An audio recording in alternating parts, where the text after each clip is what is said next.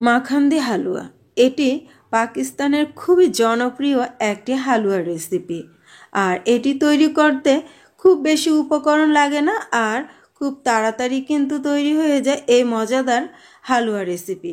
তো বন্ধুরা, চলো দেখে নাও কিভাবে এই হালুয়াটি তৈরি করলাম।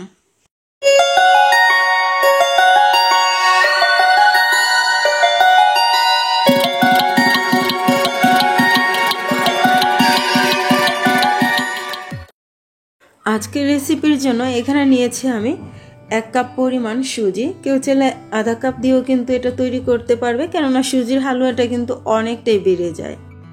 এবার একই কাপের 2 কাপ পরিমাণ এখানে আমি নিয়ে নিচ্ছি লিকুইড দুধ।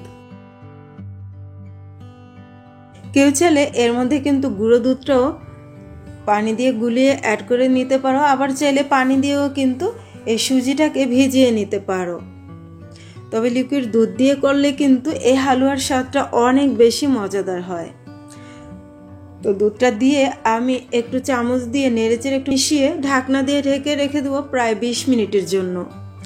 এতে করে সুজিটা খুবই নরম হতে পারবে আর সুজিটাও ফুলে অনেকটাই বেড়ে যাবে। তো 20 মিনিট পর আমি ফিরে আসলাম। চুলায় প্যান বসিয়ে দিয়েছি, আর এখন এর মধ্যে 2 চা চামচের মতো আমি ঘি দিয়ে দিলাম। এবার এর মধ্যে কিছু বাদাম আমি ভেজে নেব। তো এখানে আমি নিয়েছি কাজু বাদাম, পেস্তা বাদাম আর কাঠবাদাম, সাথে কিছু কিশমিশ নিয়েছি। এগুলো আমি ভেজে নিচ্ছি। ঘিয়ের মধ্যে ভাজলে অনেক সুন্দর একটা ফ্লেভার আসবে। আরও কিছু বাদাম আমি কুচি করে নিয়েছি, এগুলো হালুয়ার মধ্যে আমি অ্যাড করব। তো প্রথমে গোটা বাদামগুলো আমি ভেজে নিচ্ছি। তো এখানে বাদামগুলো ভাজা হয়ে গেছে, দেখতে পাচ্ছ বন্ধুরা। এবার আমি নামিয়ে নিচ্ছি বাদামগুলো। এই তো সবগুলো বাদাম আমি ভেজে নামিয়ে নিলাম। এখন সেম প্যানের মধ্যে আমি দিয়ে দিচ্ছি আধা কাপ পরিমাণ ঘি।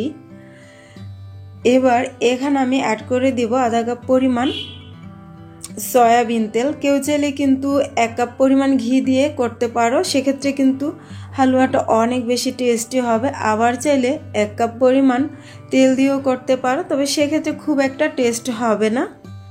এবার এই ঘিটাকে গরম করে নেব, আর গরম হওয়ার সাথে সাথে এর মধ্যে আমি অ্যাড করে দিচ্ছি 1 কাপ পরিমাণ চিনি। চিনিটা কম বা বেশি দেয়া যাবে, চাইলে আরও কিছুটা চিনি দেয়া যাবে। এবার চিনিটাকে অল্প আঁচে রেখে গলিয়ে নেব নেড়ে চেড়ে।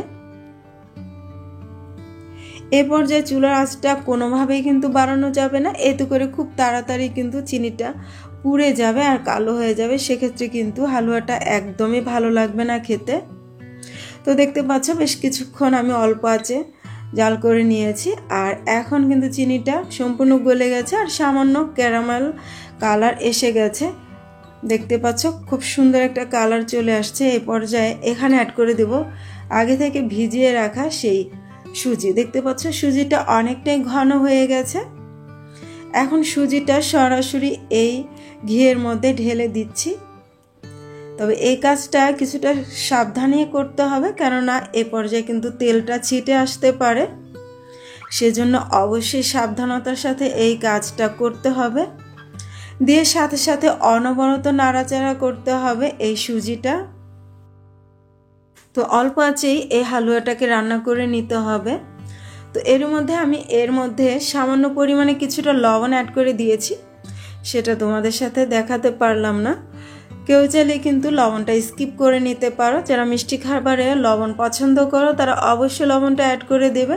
তো দেখতে পাচ্ছ 3-4 মিনিটের মধ্যেই কিন্তু হালুয়াটা প্রায় হয়ে আসছে। কালারটা কত সুন্দর আসছে দেখতে পাচ্ছ। এখন আমি কুচি করে রাখা বাদামগুলো এখানে অ্যাড করে দিলাম। এরপর খুব ভালো করে মিশিয়ে নিচ্ছি। হালুয়াটাকে অনবরত নেড়েচেড়ে রান্না করতে হবে, কেননা সুজিটা যেন দলা পেকে না যায়। এর মধ্যে আমার হালুয়াটা কিন্তু একদম কমপ্লিট হয়ে গেছে। দেখতে পাচ্ছ আমি একটি প্লেটে নিয়ে নিচ্ছি কিছুটা তোমাদের সাথে শেয়ার করার জন্য। এই তো প্লেটে নিয়ে নিয়েছি, আর উপর থেকে আমি সেই আগে থেকে ভেজে রাখা গোটা বাদামগুলো আর কিশমিশগুলো ছড়িয়ে দিয়েছি। দেখতে পাচ্ছ কতটা লোভনীয় হয়েছে। আর এই হালুয়াটা খেতে কিন্তু অসম্ভব মজাদার ছিল।